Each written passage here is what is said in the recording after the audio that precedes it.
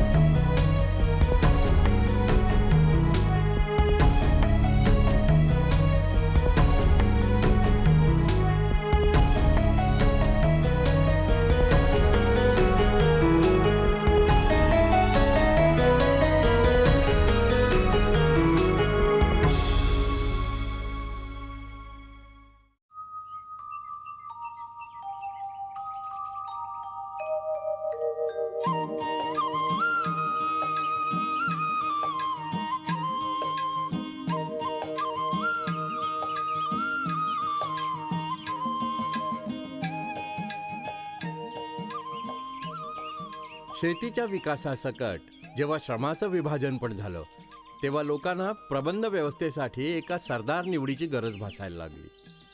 कबिल्याच्या लोकांसोबत सरदार पण शेतामध्ये काम करायचा आणि पीक उत्पन्नाचं वाटप करणं त्याची जबाबदारी होती. पण लगेचच सरदारचा हुद्दा वंशानुरूप बनला म्हणून मग त्याच्यामध्ये किंवा एखाद्या राजामध्ये फरक खूपच कमी राहिला. म्हणजे त्यावेळेस हिंदुस्थानामध्ये बरीचशी छोटी राज्य पसरली होती. दर शहर, सोबत जोडलेले थोडे गाव, शिवाय शेतांची स्वतःची शासन व्यवस्था पण असायची. अशा तऱ्हेची राज्य नगर गणतंत्र होती. त्यांमध्ये कोणी एक राजा नाही, पण शासनासाठी निवडून आलेल्या उमेदवारांची एक सभा पण असायची. मगधची राजधानी पाटलीपुत्रजवळ लिच्छवियांचं नगर होतं वैशाली. म्हणायचे गणसंघाच्या शासकाला नायक असं तिथे. बरं, नायकाची सुद्धा निवड कुलीन लोकांची सभा करत असे. त्यावेळच्या प्रमुख राज्यसत्ता होत्या मगध, विदेह, कौशल, काशी, हो आणि पांचाल. इसवी सन पूर्वीच्या 7व्या शतकापर्यंत वेगवेगळ्या कबिल्यांनी 16 मोठी राज्य किंवा जनपदांची स्थापना केली. ही जनपदं 2 प्रकारची होती. राजसत्ता ज्या गंगेच्या मैदानांमध्ये पसरल्या होत्या आणि गणराज्य म्हणजेच प्रजासत्ताक ज्या हिमालयाच्या पायथ्याशी उत्तर पश्चिमी भागांमध्ये होत्या. आणि ती राजसत्ता असो की प्रजासत्ताक, बुद्ध काळापर्यंत सत्तेवर आधारित राज्यांची पूर्ण रूपाने स्थापना झाली होती.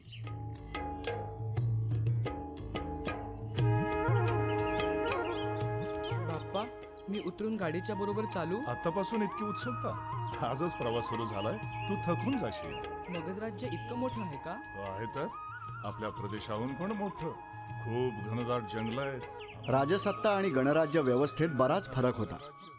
मगध आणि कौशल सारख्या साम्राज्यांमध्ये शेतकऱ्यांकडून मिळणाऱ्या संपूर्ण महसुलीवर राजाचा अधिकार होता. तेच गणराज्य पद्धतीत सगळे प्रमुख सदस्य आपसातच वाटप करायचे. गणराज्याचं दुसरं वैशिष्ट्य होतं परिषद किंवा सामूहिक बैठका.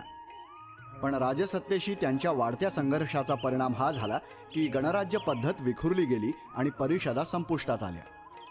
बाप्पा, हे कोण लोक आहेत? शाक्य गणराज्याचे लोक असतील.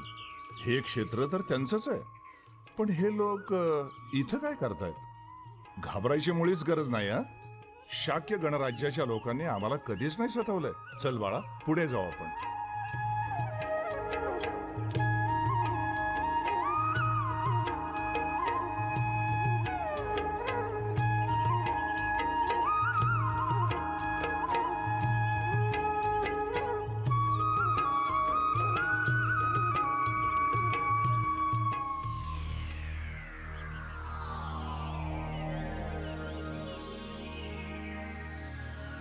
कुठल्या बाजूला चाललात?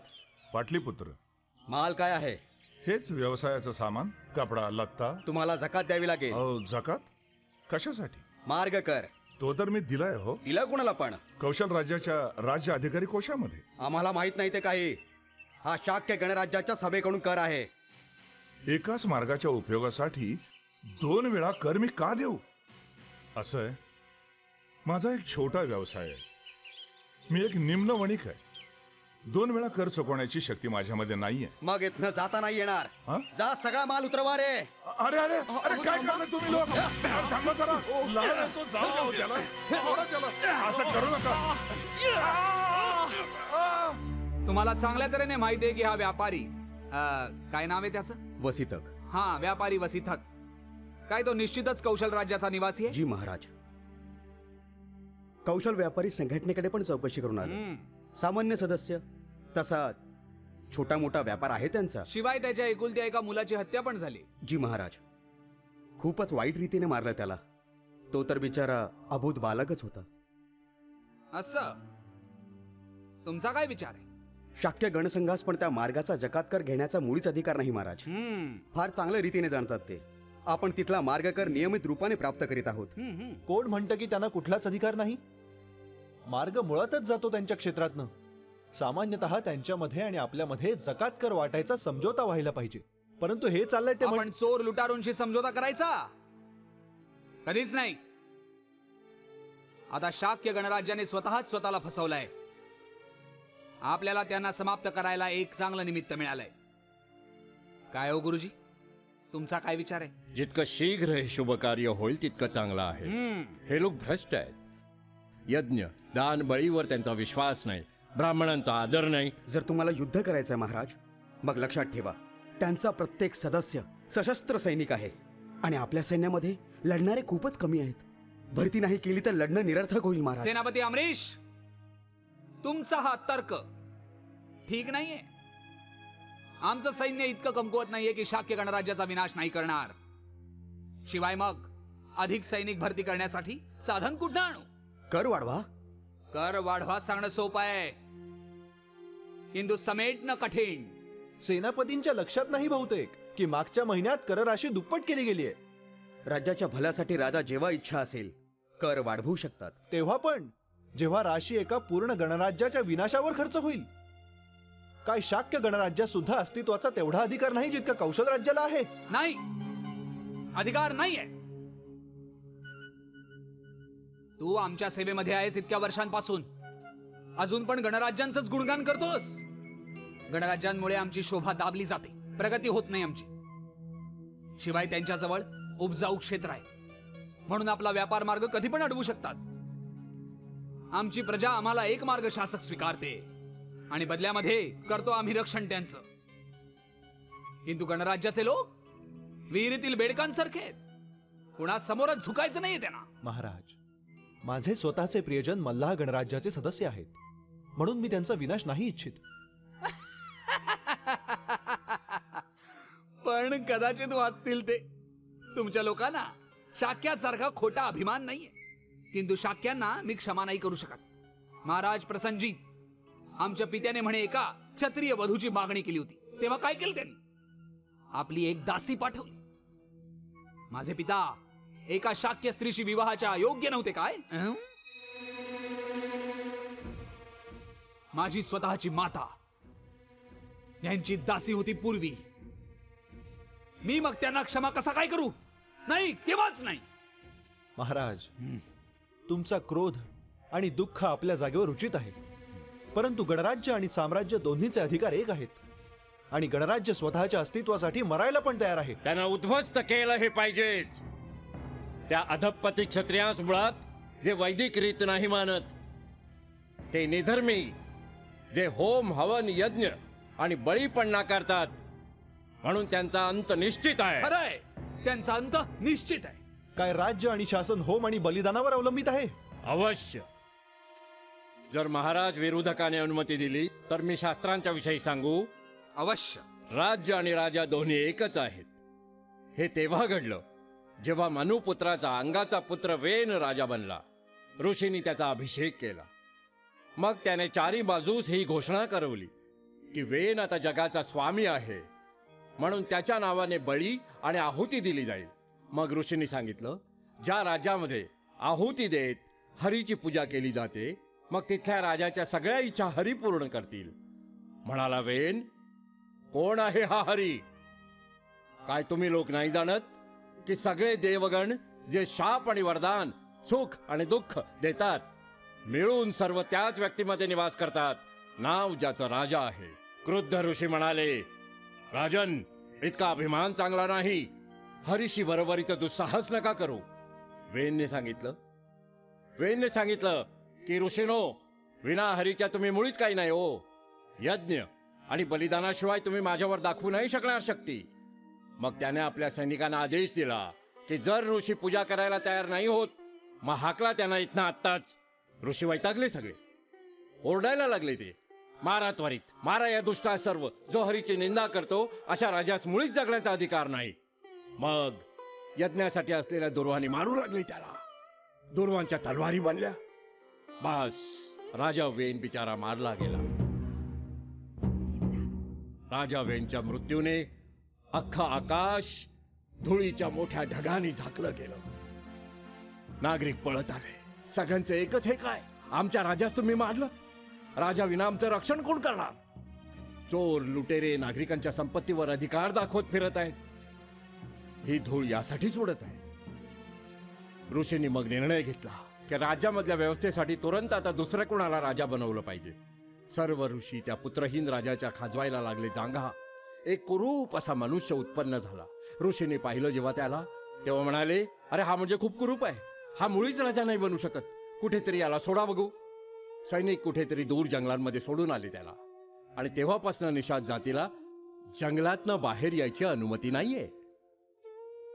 ऋषी म्हणाले, निषादने जन्म घेतल्याने वेनची सर्व पाप वेनच्या शरीरातनं शोषून घेतलीत. आता आपल्याला एक अजून पुत्र पाहिजे ज्याला राजा बनवता येईल. वेनची उजवी भुजा मळली तेव्हा तिच्यातनं अस्त्र शस्त्र कवच धारण केलेला अग्नीच्या समान प्रकाशवान एक पुरुष प्रकट झाला.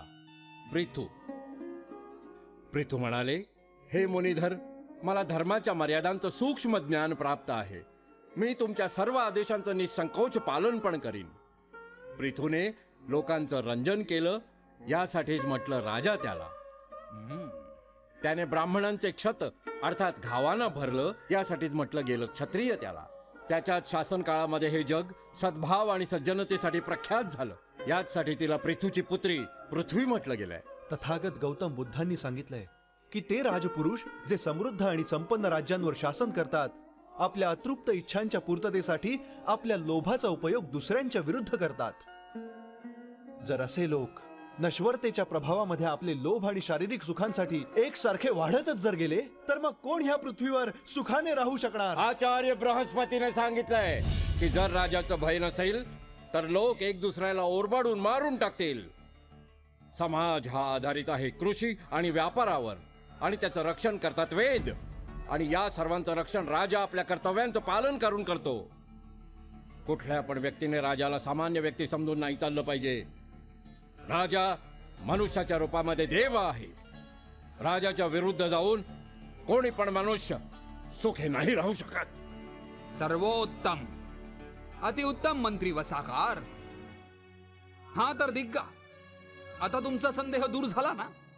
तुम्ही काहीही सांगण्याची आवश्यकता नाही. सेनापती अमरीश, शाक्य गणराज्याच्या नायकाला आमचा संदेश पाठवा. आमच्या दूताने सांगायचं की आमची त्यांनाही अंतिम चेतावणी आहे.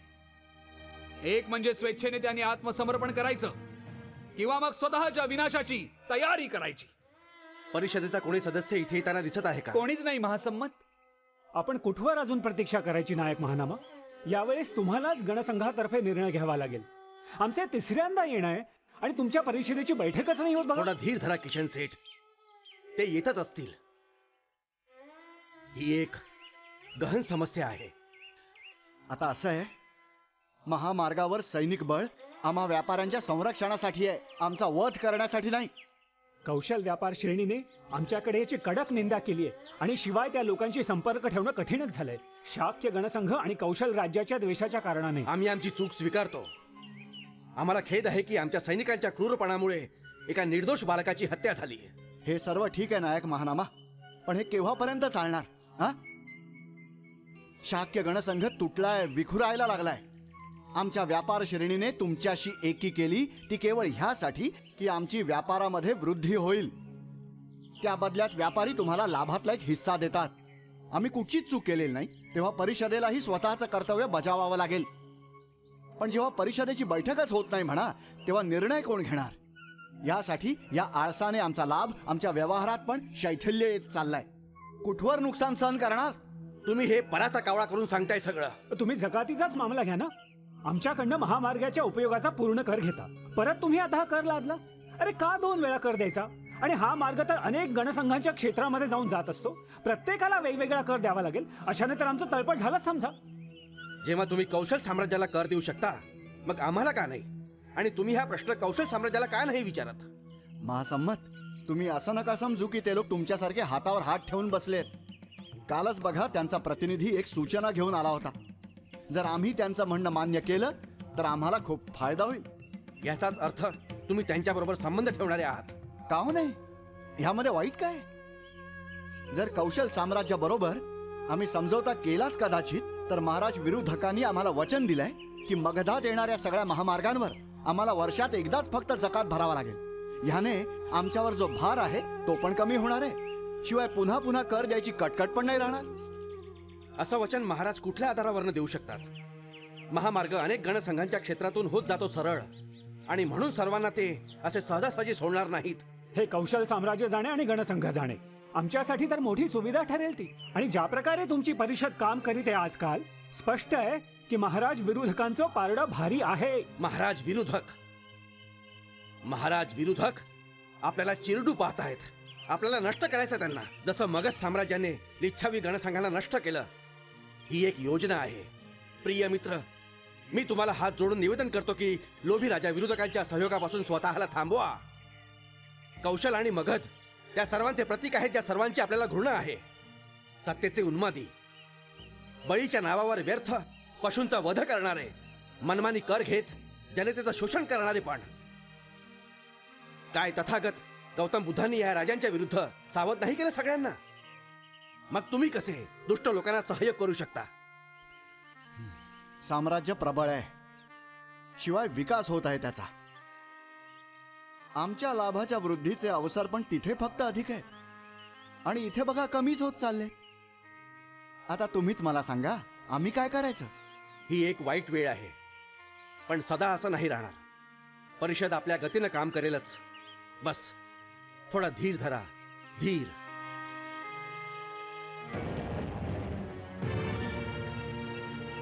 कौशल नरेश महाराज विरोधकांकडून संदेश घेऊन आलोय की शाक्य गणराज्याने महाराजांच्या सत्तेचा स्वीकार करावा.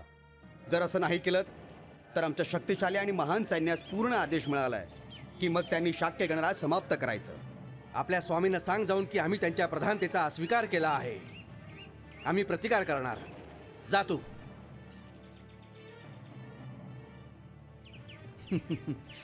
आता बहुतेक परिषदेचे सदस्य हातपाय हलवायला लागतील. खरं आहे, परंतु पहिलं तथागत महात्मा बुद्धांशी विमर्श करायला हवा.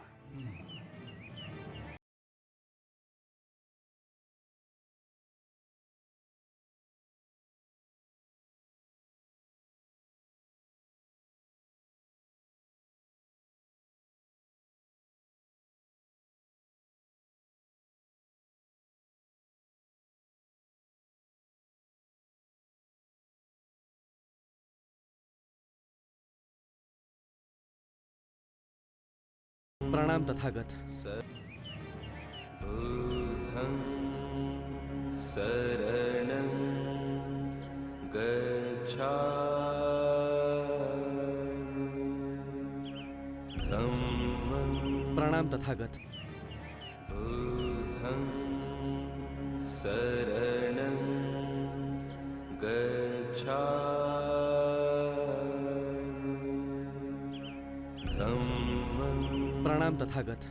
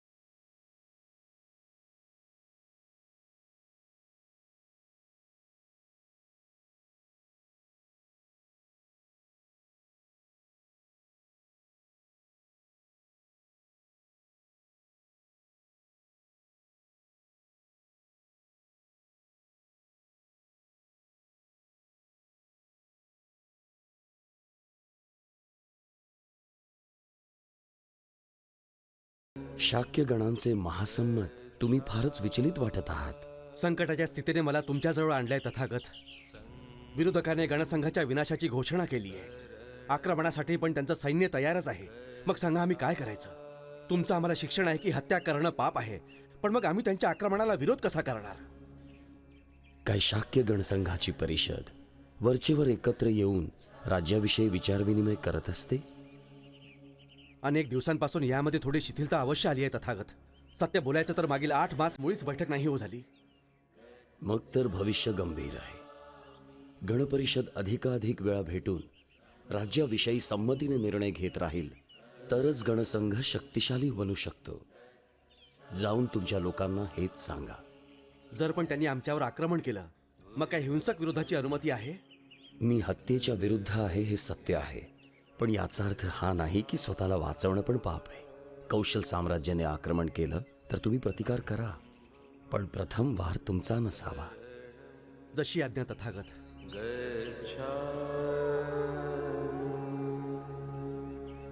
संघं शरणं गच्छामि आज्ञा तथागत. गच्छामि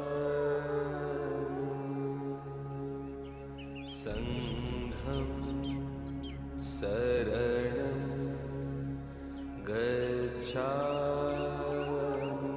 आज्ञा तथागत. गच्छामि संघं शरणं गच्छामि आज्ञा तथागत. गच्छामि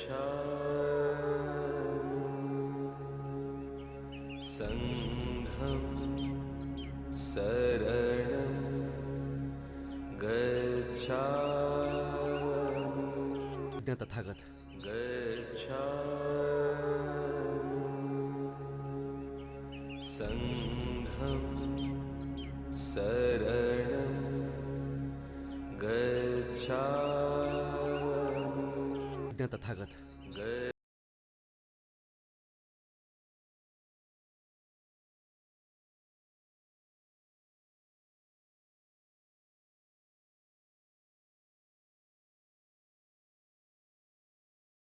तथागत. गच्छामि संघं शरणं गच्छामि आज्ञा तथागत. गच्छामि संघं शरणं गच्छामि तथागत. गच्छामि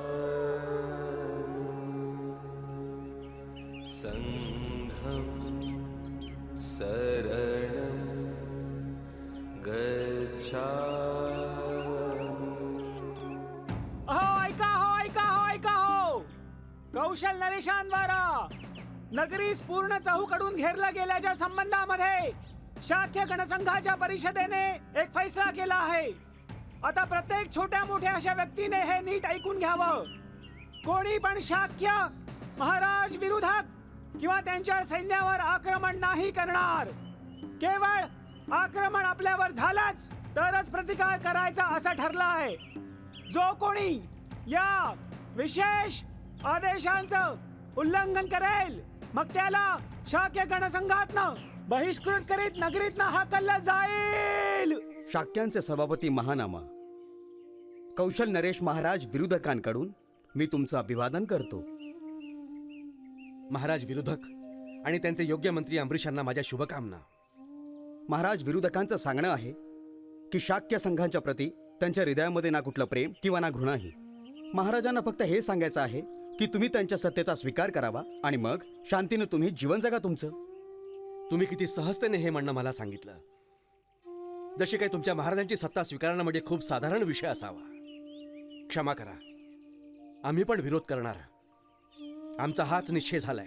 तरी किती दिवस हो नायक? तुमची जनता पार उपाशी मरणार, कारण तुमचा कोणी एक माणूस पण शेतामध्ये काम करायला बाहेर नाही जाऊ शकणार. आमचं सैन्य इथलं सगळंच नष्ट करणार आहे. जरी यावेळी आमचं सैन्य तुमच्या नगरद्वारामध्ये प्रवेश मिळवण्यामध्ये असफल होत असेल, आम्ही पुन्हा येणार, पुन्हा येणार. आम्हाला कुठलीच घाई नाही आहे. आमच्याजवळ धन आहे, सैन्य आहे, साधनं आहेत. आम्ही तुम्हाला थकवून टाकू जोपर्यंत तुम्ही आमच्या समोर जीवाची भीक नाही मागणार. आमचे राजा फार हट्टी आहेत. कदाचित तुमचे महाराज हे नाही जाणत की बोलतात काय ते. म्हणजे ते इतकं पण नाही जाणत की त्यांच्या सत्तेला स्वीकारण्यामध्ये आम्हाला इतका संकोच का म्हणून आहे. तुमच्या राज्यामध्ये प्रत्येक व्यक्तीचं भाग्य राज्याच्या नियंत्रणामध्ये आहे. आमच्या गणसंघामध्ये प्रत्येक व्यक्तीला पण मत द्यायचा अधिकार आहे आणि आम्ही हा अधिकार इतक्या सहजतेने नाही गमावणार. वर्षांपूर्वीची आमची शैली मुळीच इतक्या सहज मातीमध्ये नाही मिळू देणार. महानामा, आपल्या चारी बाजूला नजर तरी टाका. गणांचे दिवस आता संपून गेले आहेत. शिवाय ज्या जीवनशैलीविषयी तुम्ही बोलता आहात ती पण आता संपून गेली आहे. विसरा ती तुम्ही. जर तुम्ही आमचं म्हणणं मान्य केलं तर आमचे महाराज खुश होऊन तुम्हाला खूप इनाम देतील. धन, पद, सुंदर स्त्रिया, जे तुम्हाला हवं ते मिळेल. द्वार उघडवा. तुम्ही अजून पण नाही समजलात बघा. तुम्ही समजता की मी स्वतःच हा निर्णय घेऊ शकतो की द्वार उघडले जावेत. असं नाही. ते असं आहे, ही समस्या परिषदेच्या समोर जावी लागेल. परिषदेच्या खुल्या बैठकीमध्ये एक सामूहिक निर्णय घेतला जाईल. परिषद? कुठली परिषद? परिषद तर जर्जर होऊन तुटली आहे केव्हाची. परिषदेच्या निर्णयाच्या भानगडीत पडू नका नायक. निर्णय तुम्हाला स्वतःलाच घ्यायचा आहे. हा परिषदेमध्ये हा विषय उठवण्यापूर्वी तुम्ही वचन देत आहात ना की जर दरवाजे उघडले गेलेत कुठल्याच प्रकारची मुळीच लढाई नाही होणार, शिवाय आमच्या एक पण व्यक्तीला कुठलाच त्रास नाही होणार. अवश्य, मी वचन देतो तसं.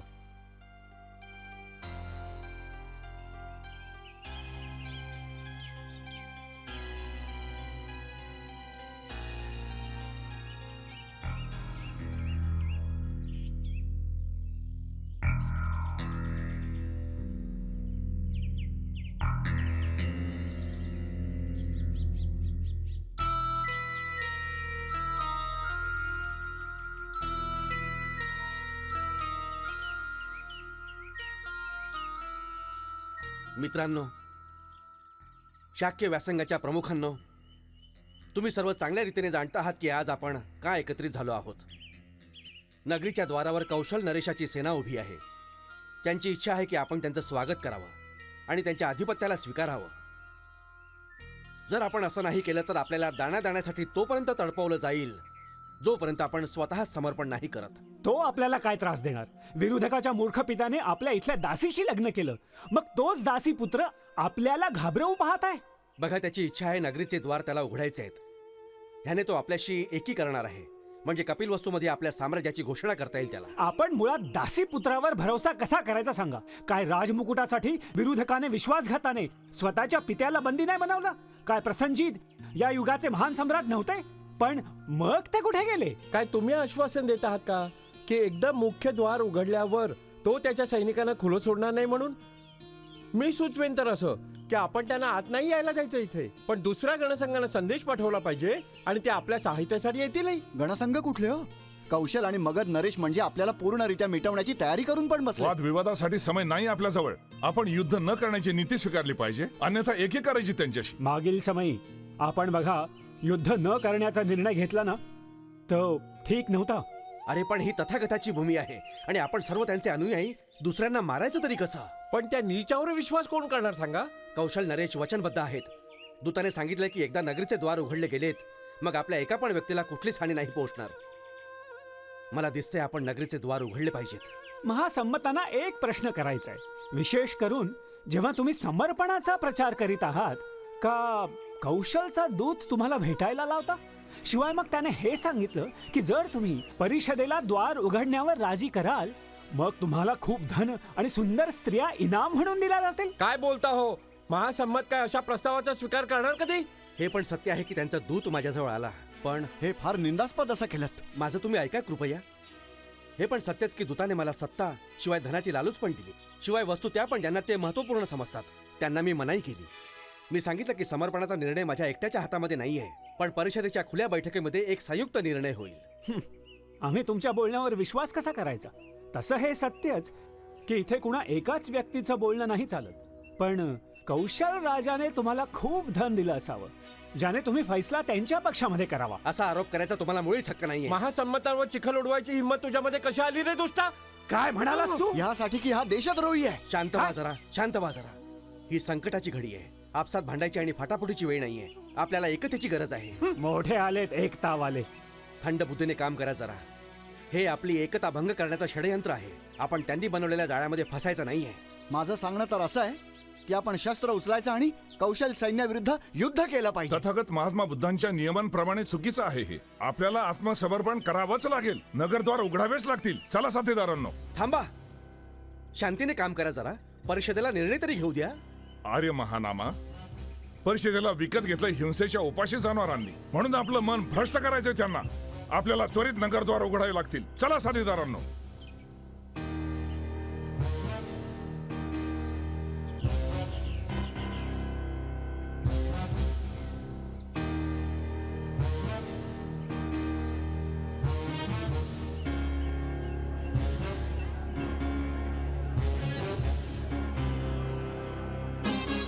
द्वार उघडा. या हो, या चला.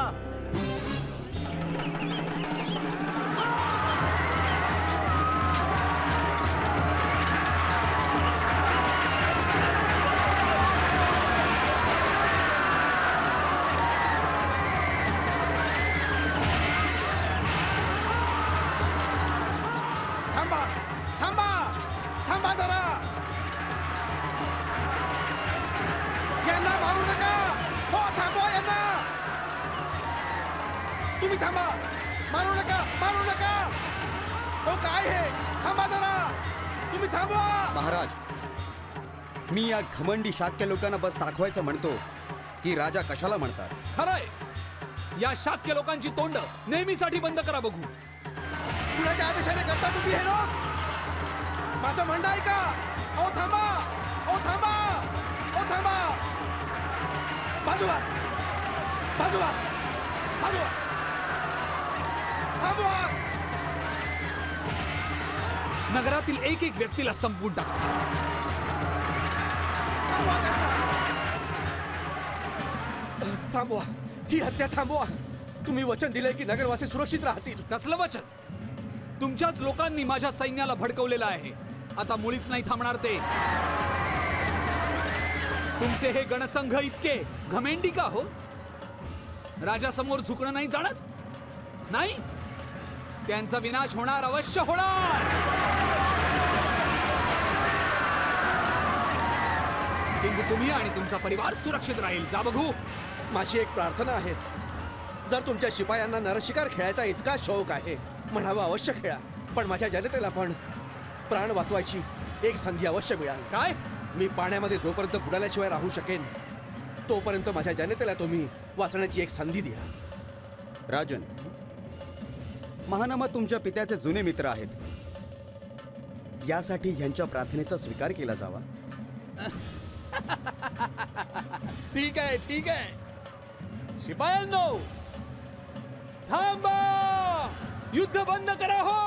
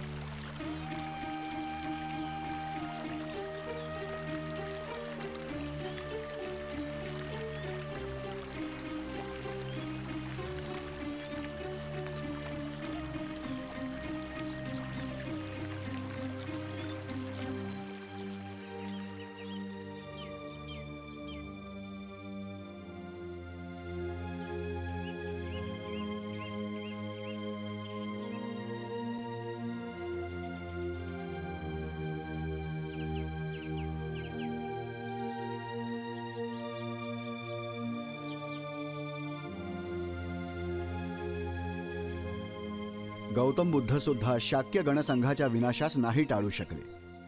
मगध सारख्या शक्तिशाली